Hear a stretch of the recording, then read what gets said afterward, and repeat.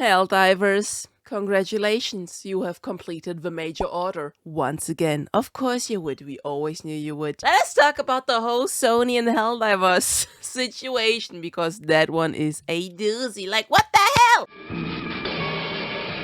Sony has to learn, and I might have learned, but probably didn't, to not mess with the hashtag gamers. Okay, so let's talk about it. What happened? A few days ago, a article was published on the Steam library for Helldivers 2 in the news section that going forward, you will need a PlayStation Network account, a PSN account for short from now on, to play the game. Existing accounts were giving like a grace period of almost a month, while new accounts would have needed to make account from like today onwards, May the 6th. And of course, people did not like that. Why did they not like it? So you might be thinking, oh, I have a PlayStation account, I use that, I will just link that, or I will just make one.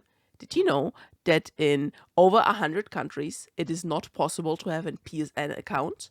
Or in some countries where it is possible to have a PSN account, you would need to have the console to be able to make such account. And if you didn't own a PlayStation 4 or PlayStation 5, but you owned Helldivers, you had no way to make an account to link these accounts. Yep. So what happened?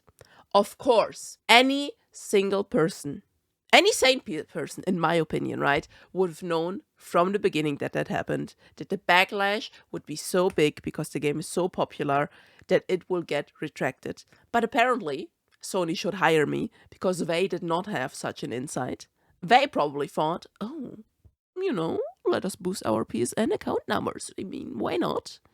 And it clearly was a Sony decision. The devs in their own Discord and on social media have confirmed multiple times that the decision came from Sony, and then they are even fighting Sony against that situation, okay? So, what happened after this beautiful thing got announced? So many people flocked over to Steam to give the game a negative review.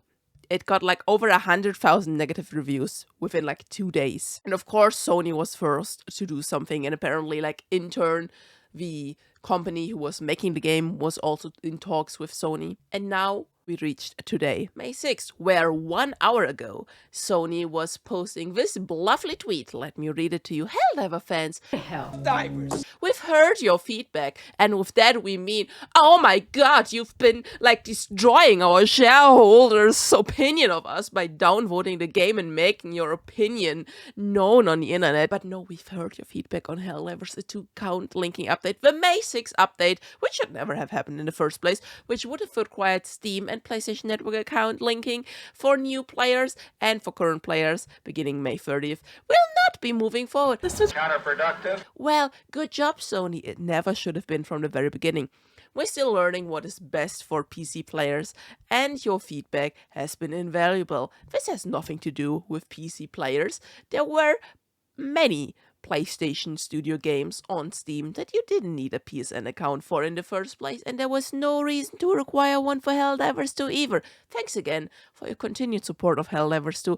Please change your reviews to positive again, and we'll keep you updated on future plans. Sony, PlayStation, please. How about you do not keep us updated on future plans, okay? Fuck! Like, just don't. Please do not keep us updated. We don't want to know of your future plans. Leave the game alone. Thank you so much.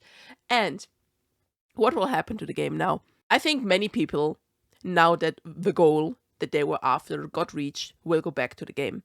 But even for the people that will go back to the game, the taste and feeling towards the game obviously has been soured. Yes, it was not the decision of the devs, but you can't just separate the two things, right? You cannot really separate the publisher and the devs that much when you as a customer, it's not your obligation to care about these things. You only care about the game, and if there's something blocking your way to access that game that you paid for, by the way.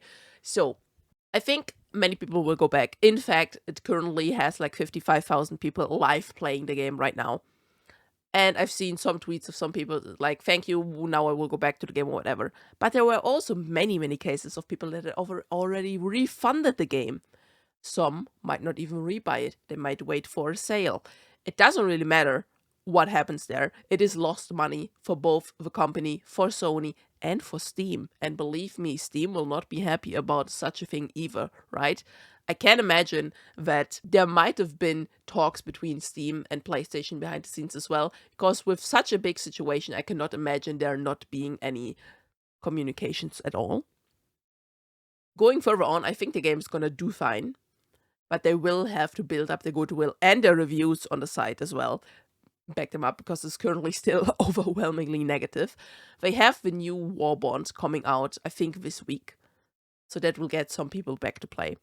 But yeah, let us see what some people are saying here in the comments. As you can see, myself, I basically said what I just said here in the video. Everybody knew they would pedal this back, and everybody could have seen the backlash coming. So the game got fucked over by Sony for no reason at all. Yes, apparently I did a typo in there. Then we have Pirate Software here for, well, this is indeed a victory for the players. You've left a lasting stain in your brand. Exactly. Many people have very little reason to trust Sony going forward. Moving the business before you understands the player base, never the right choice. Yep, then we have this amazing tweet, major order completed, you get some medals, nice. Then, of course, here you can see all the reviews again, it's like over 100,000, it's insane. This person is defending the devs, I mean, fair, it wasn't really the choice of the devs, so please stop harassing them. Just before I go, let me talk a little bit about Sony. I have been growing up with Sony for a long time. I had a PlayStation 1, had a PlayStation 2, loved the both consoles. I skipped number 3 because at the time I didn't really have money to buy one myself. I had the 4, I have the 5, and I had the PSP and the PS Vita. So obviously I like the consoles and I like the games they put out. Even like the cinematic games, I know it's not everybody's cup of tea, I like them. But like the recent years, Sony has been dropping the ball so many times. If it is censorship, if it is like certain games not even releasing in physical form. Did you know that when the PlayStation 5 came out, they did not give Atelier Riser, I think it was the second one, a physical copy? Because apparently they didn't want to have that game as a physical boxed copy in like in the Western markets, because it was like too loot or whatever. Obviously, the character is sexualized. That is what the studio has been going for. But like, come on, you still released Atelier Riser 1 on the PlayStation 4, but 2, you didn't. Even Nintendo released a physical copy. Yes, so the censorship is insane. They're like weird little things they started doing lately.